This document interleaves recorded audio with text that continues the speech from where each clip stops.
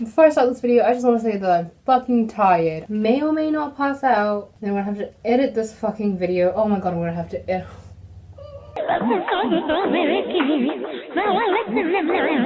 And the first thing that I'm going to be talking about is Rosalie Ospina. So Rosalie Ospina is a TikToker who got like 5 million views after she made her first ASL video where she was signing to some sort of song. Even though her signing was like really bad, but it got a lot of attention, so deaf people tried to like help her out and like better her sign language in order to help her, but she was just blocking all these deaf creators that were correcting her sign language. So she was continuing to make really bad ASL videos on TikTok, and people were commenting like, yo, stop blocking these deaf creators and stealing their language that you can't even speak for views and attention. And in response to this, she just got her boyfriend, who I guess is supposed to be her manager, but the only thing he really does is response to these people who are commenting, telling her to stop blocking creators and actually listen to the people who not only know the language but also need it for accessibility. And he was just responding on her behalf and talking shit on her behalf. She also started making merch, like clothing and shit, to monetize off the fact that she is essentially spreading misinformation about a language that is needed for a group of disabled people to be able to, like, I guess, communicate with others. And because at this point she was getting a lot more negative attention, she started reaching out to Witch Talk and preying on that side of the community, and manipulated a creator to film a TikTok without letting him know what it was about or, like, what was happening in the actual video. And it was made so that he was essentially hexing the deaf community for calling Rosalie out on her bullshit. And after people reached out to Lante, the creator, and like told him that this is what the video is and this is what he was doing for her, he asked Rosalie to take it down and she refused. So they were kind of arguing over DMs or text or whatever, and when she was arguing with Lante, she threatened to kill herself. And so obviously everyone got like freaked the fuck out and started getting really worried and reached out to her boyfriend, who checked on her and said that she was completely fine. Like, this was during the like literal moment of her being like, I'm going to kill myself. And then her boyfriend checked on her and he was like, she's literally fine. Like, there's nothing wrong with her. Which, I mean, like, if you know the kind of person she is, obviously she was fine, and obviously she just did it for the sake of being manipulative and a bitch. And she also made a bunch of TikToks saying the exact words, I did nothing wrong, and blaming deaf people for trying to help her, claiming that they were toxic and rude. She also said that, like, talking gives her anxiety. That's why there was, like, a big deal around her, like, voice reveal. But as Cybernoop said, sign language is not a coping mechanism. Pretending to understand or acting like you're a part of a culture that isn't yours is not a coping mechanism. Like, if you're too anxious to, like, speak with your voice, then, like, the very least you could do is learn to sign correctly. And also, you claim to have such bad anxiety to the point where you can't speak, but you can make awful, ableist, air rapey diss tracks against the deaf community where you dance stupidly in public without a mask. I don't know about y'all, but that sounds sus as fuck to me. And she recently posted on her YouTube channel a video where she essentially discussed why she had to quit signing, as if she was signing in the first place. In this video, she reiterated the lie that the deaf community was just attacking her and being extremely rude and toxic, or at least the majority of the community, to the point where she listened to absolutely no one. Not a single person was able to help you, and you had to, like, block all of them who were. Said that the deaf community was spreading lies about her. The lie that they couldn't tell what you were signing in sign language, you know, a language that they speak fluently and have to actually use in order to communicate, and a language that you barely know. She said that no one was being helpful, they were all just being mean. Not a single person reached out for her to give her, like, actual help, and that they were all just, like, being really condescending and a bitch. But the thing is, people really tried with Rosalie. They tried being nice at the start, but when she continuously made these videos, ignored them and blocked them, like, at a certain point, they're allowed to just call you out in a very blunt, aggressive way. You can't blame them for being mad after that.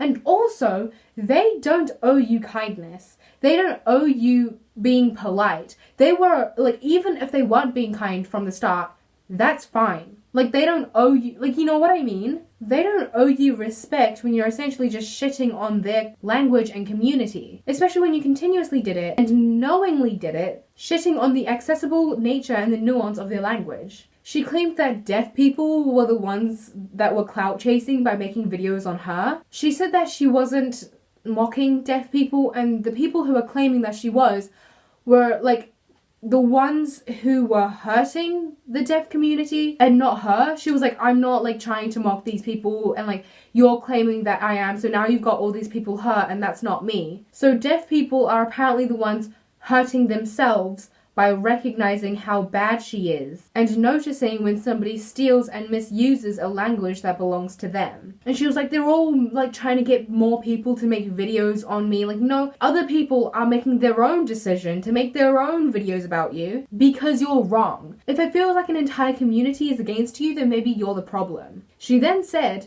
and I quote, "They tried to tear me down, cancel me, and make me kill myself." She really let her victim complex and manipulation be on full view in this video. Love the transparency, I guess. I mean, if you're gonna lie throughout the entire video, I guess it's good for us that she makes it obvious that she's not being honest. The entire video was just a huge fucking mess. So yeah, it's not a huge fucking surprise why people are mad at her. It's not a huge fucking surprise why her like to dislike ratio, let me check it actually right now what it is. Around 97% of the people who watched her video disliked it.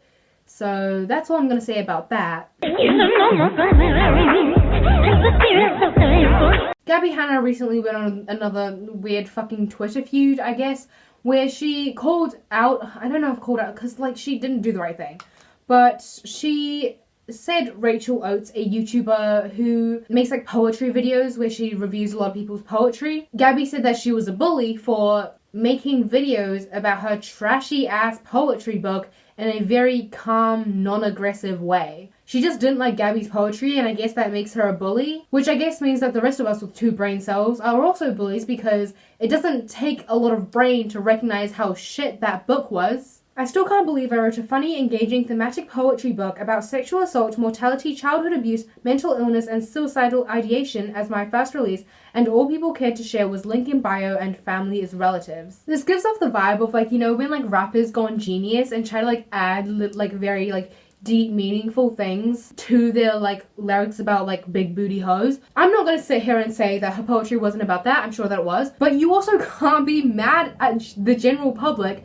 for finding your poetry shit. Because I frankly don't give a fuck anymore. I think you do. I think it's really lame that a bunch of non-creative, insecure, neurotypical people drag down my poetry for months for views on YouTube and TikTok instead of creating their own art. They're the non-creative, insecure ones.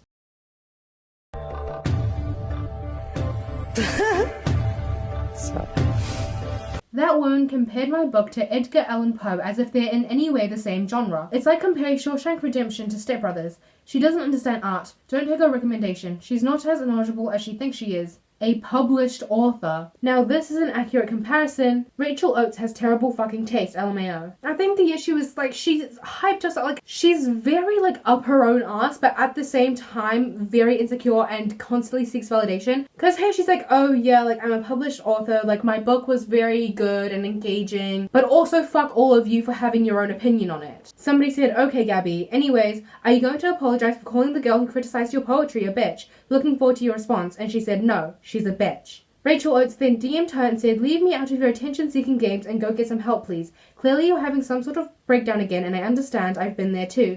But this won't help. Please just go speak to your friends or family and calm down. And she posted that and said, narcissistic abuse is when somebody harasses you endlessly, and when you finally stand up for yourself, they tell you you're having a breakdown. You, Miss Oates, are a real monster. Looks like you can't handle criticism. We've been here before. But you don't know what criticism is because people were giving your book criticism. You just came on here, called her a bitch, and said that she doesn't know anything that she's talking about and called that constructive criticism. It's a little bit funny.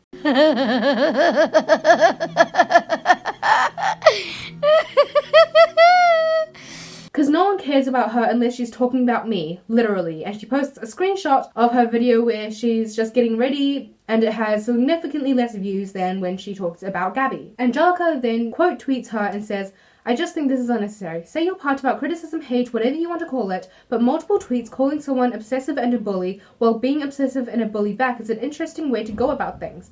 I just watched Gabbie's IG story and she keeps calling Rachel a manipulative bitch, narcissist, abuser, among other things, because Rachel critiqued her book. How about instead of calling her a bitch every 2 seconds, you critique Rachel's videos? So standing up to a bully is bullying them. I'm the only person who's supposed to sit back and allow people to exploit and harass me because if I defend myself, I'm a bully. What are you? Shut the fuck up, Angelica. Get back to law school. This really was not the serve that she thought it was. That is a little bit funny. It's not that funny, it's a little bit funny. She's got points. Because you're allowed to stand up against your bully. I would encourage you to stand up against your bully. But nobody's bullying you. Nobody's exploiting you. Nobody's harassing you. You go search for those videos that you know will make you upset. And then you're like, shut the fuck up and get back to law school. Like, is that supposed to be a bad thing? Is it bad that, like, she went to college for law? Is it bad that she is infinitely smarter than you are, just like the rest of us? You'll see this throughout all of her tweets, and if you want to make a drinking game out of it, you can, but she genuinely just throws a bunch of buzzwords around, like abuse, manipulation, harassment, exploitation, bullying, and like, but none of these things apply to the situation. Nobody's abusing you. They're making videos about you because your poetry book was shit and you're throwing a fat fucking fit about it because you think you're better than everyone as well as requiring everyone to think the same way about you. I'm over being everyone's scapegoat. Someone reached out to her without my knowledge to tell her to consider backing off because her critique was just cruelty. She accused me publicly of manipulating him against her because she couldn't handle an ounce of constructive criticism. Again, she doesn't know what constructive criticism is, and this is very, very obvious. So, I don't know why you continue using that word. You know when everyone gets upset at people on TikTok for using the words like gaslighting or manipulation or whatever the fuck, without really knowing what it is, and it's like clear that they don't know what gaslighting means, they don't know what normalization means or any of that shit.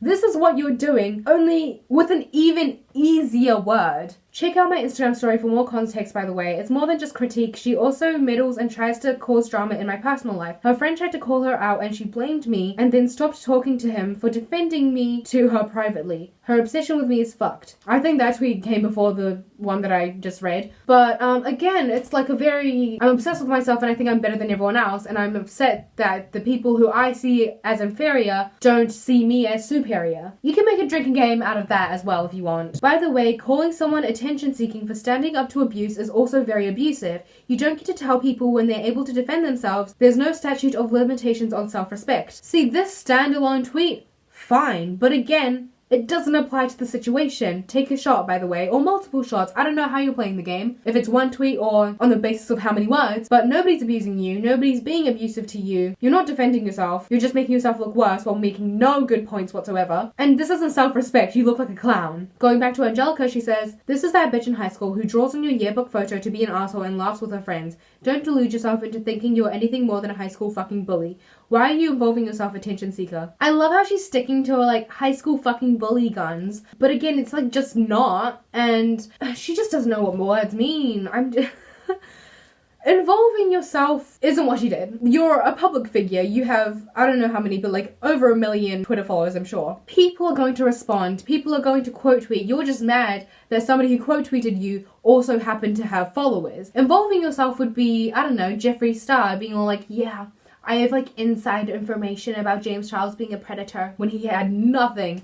That is involving yourself. Responding to someone being like, you're not serving the way that you think you're serving isn't involving, that's just like inputting your opinion. The fact that you decided to respond to her and you decided to strike up this argument is on you. And also the fact that you decided to start this entire conversation in the first place is on you. And you're the bitch in high school who made up rumors about people to gain social relevance then. How many of your story times were just about you and how many involved other people? How many also involved other people in the industry? You think you're exempt from this? Your whole career is based off your negative interactions with other people and you talking about it to millions of people. Gabbie said, "This is my job too. I'm a storyteller. Time to tell stories." Angelica said, "Oh yes, a storyteller of other people's stories. Didn't the parents ask you to take this one down? I don't know, my memory might be failing me, but I thought they were pretty upset. Oh well, the paycheck must have been huge. A $10 CPM and that's $100,000 right there." I just think it's funny how Gabbie can be like, this is my job. Like, my job is to storytell. But like, Angelica can't have the job of reporting on drama.